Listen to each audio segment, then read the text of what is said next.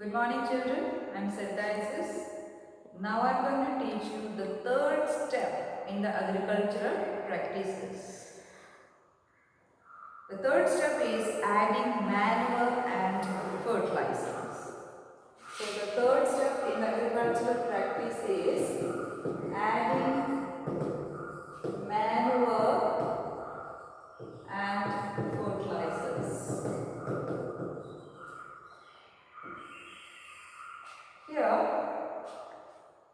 due to the continuous cultivation of crops in the same field, the soil become very poorer in some nutrients. Or we can say there is a reduction of certain nutrients in the soil due to the continuous cultivation of crops in the same field. In order to overcome such a situation, the farmers are adding some substances in the form of nutrients to the soil for the healthy growth of crops, and that substances are called manures and fertilizers. So what are manures and fertilizers? The substances which are added by the farmers to the soil in the form of nutrients for the healthy growth of plants are called manures and fertilizers. And out of this manures and fertilizers, first we can see manure. So manure is a natural organic substance. It is formed by the decomposition of plant and animal waste. So we can say these are organic substances or natural substances formed by the decomposition. Formed by the decomposition of plant and animal waste.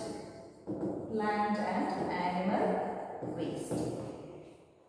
So how this decomposition is done by the farmers? So the farmers are making a pit near the field and dump the plant and animal waste in the pit and allow it to decompose. So the decomposition is done by the microorganisms. And by the decomposition of this plant and animal waste, the manures are formed in the pit, and it can be used as manures to replenish the soil with the nutrients.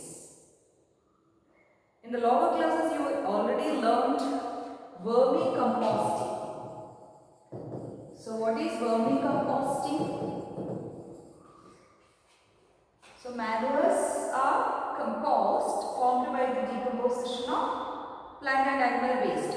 So the decomposition, when the decomposition is done with the help of earthworm, that type of composting is called vermicomposting. You already learned in lower classes. So now you got an idea about the manure. Manure is a natural organic substance formed by the decomposition of plant and animal waste. And who decompose this waste materials? Microbes or microorganisms. Okay. And next we can see what is manure. As I told you, to replenish the soil with the nutrients, the farmers are adding manures to the soil to replenish the soil, and that process of adding manure to the field to replenish the soil with the nutrients is called manure. So manuring is a process of adding manure in the soil to replenish the soil with the nutrients, and that process is called manure. Is it clear about manuring? Next we can see what are the advantages of using manure in the field. Okay. So the first advantage is it enhances, or we can say manuring enhances the water holding capacity of the soil. And the second point is manuring makes the soil porous. Porous means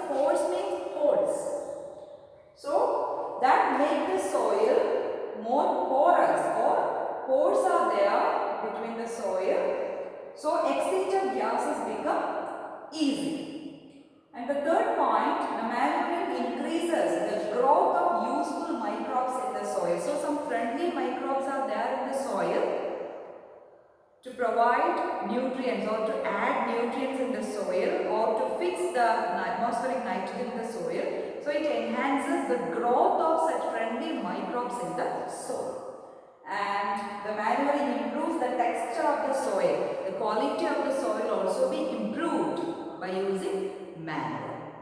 Okay. Next we can see the next substance which are added by the farmer in the form of nutrients to replenish the soil with the nutrients, and that is fertilizers. Okay, let's see fertilizers. So fertilizers are chemical substances. These are not natural substances like the manure. These are chemical substances prepared in factories or made in factories. Okay, and by using the fertilizers, the farmers can ensure better yield from the crops. Because the fertilizers can provide the essential nutrients such as nitrogen, phosphorus, potassium. These are the primary nutrients. NPK are the primary nutrients essential for the plant growth and development. So N nitrogen, P phosphorus, K potassium. So these primary nutrients are provided by the fertilizers. So the farmers ensure the better yield from the crop. So let's see the examples for fertilizers: urea, ammonia, sulfate, potash, superphosphate, and NPK. NPK, nitrogen, phosphorus, potassium. So these are common examples for fertilizers. And as I told you, the advantage of using fertilizer is to ensure the better yield from the crops. And at the same time, there are some disadvantages of using this fertilizer. So what are the disadvantages? The excess use or excessive use of these fertilizers make the soil less fertile. So excessive use make the soil less fertile. So continuous use or excessive use of fertilizers in the soil make the soil or the natural fertility will lose. Okay. And the second point is it causes water pollution. So how it causes water pollution? As I told you, if there is an excess use of fertilizers, the fertilizers are not completely utilized by the plants. So it remains there in the soil.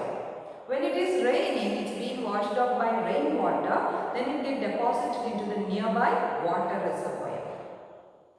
And that causes water pollution. Okay. So that is a second disadvantage. So the farmers are advised to use less fertilizers and more manure. So the fertilizers are replaced by organic matter or organic manure. So they can replenish the soil with nutrients naturally. So what are the steps the farmers need to take for maintaining the natural fertility of soil that we have to see now?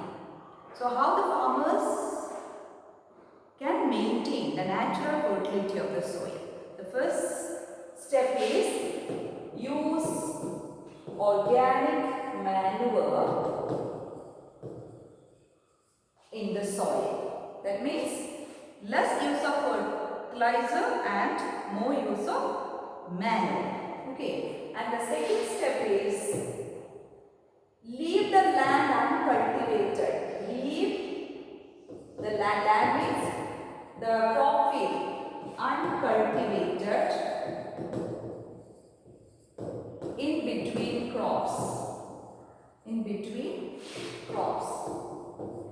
That means if the farmer is cultivating a crop like fertilize something. Then after harvesting that particular crop, leave that field uncultivated to replenish the soil with the nutrients. So that is the second step to maintain the natural fertility of the soil. And the third step is crop rotation. Crop rotation means the cultivation of different crops alternatively in the same field. That means in northern India, the farmers are using the cultivation of leguminous plants or legumes. Leguminous plants in one season, and it is followed by the cultivation of wheat. Because while they are cultivating leguminous plants, they can fix atmospheric nitrogen. Fix atmospheric nitrogen.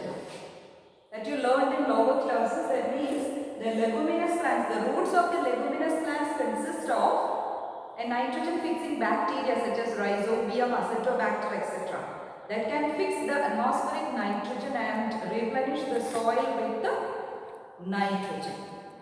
And that can be utilized by the wheat when the farmers are cultivating wheat as the crops in the next season.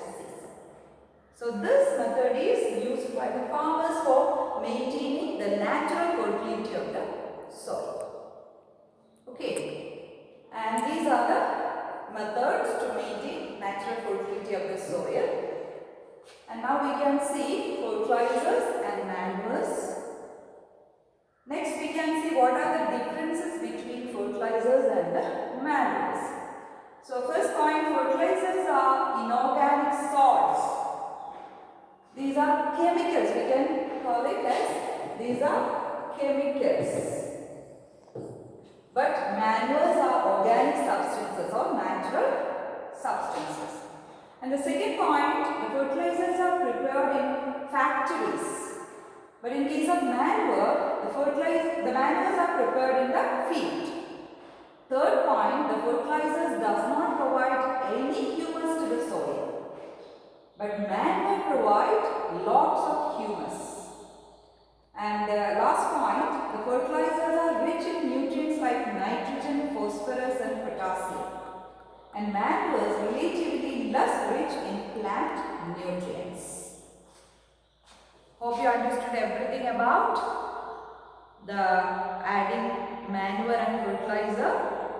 That's all for today. Thank you.